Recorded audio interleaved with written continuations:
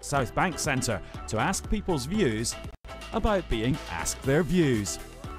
And here's the question we're asking the great British public today. Opinion polls, are they science or fiction? On the day, they never seem to come out as planned previously. So I think it's an element of fiction to it. It isn't an exact science, is it? Because what people say about what they're going to do isn't necessarily what they're going to do. I think some people don't always say what they think. I haven't got it right recently. OK, thank you very much. People lie. At the last election, the professionals realised they didn't have the right number of Tory supporters and had spoken to too many Labour voters. When you're looking to do an accurate scientific poll, you hope to accurately represent the population that you're trying to survey in the sample that takes part in that survey. YouGov has suggested that would result in a hung parliament. But did they really?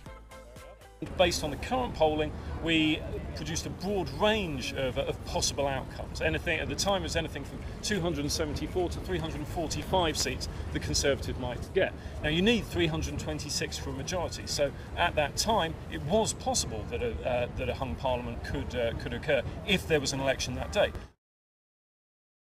The headline was YouGov predicts hung parliament. That was just one potential outcome. What you often see during election campaigns is that the interpretation of the polls, whether it's by broadcasters or the media or indeed social media, is somewhat different from the interpretation of the polls that we put out.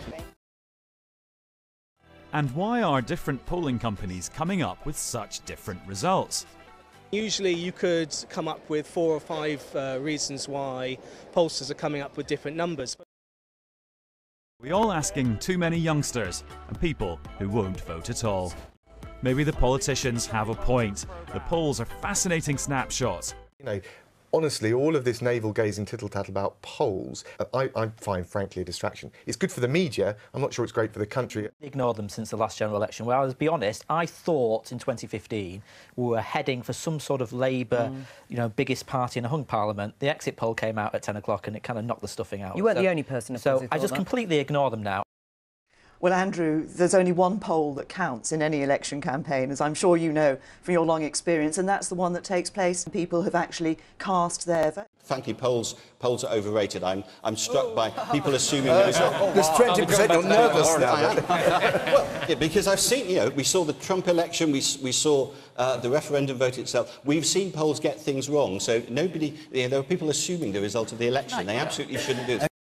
I'm not a great believer in polls. Both of you are banned in the next discussion from saying the only poll that counts is the one on Thursday.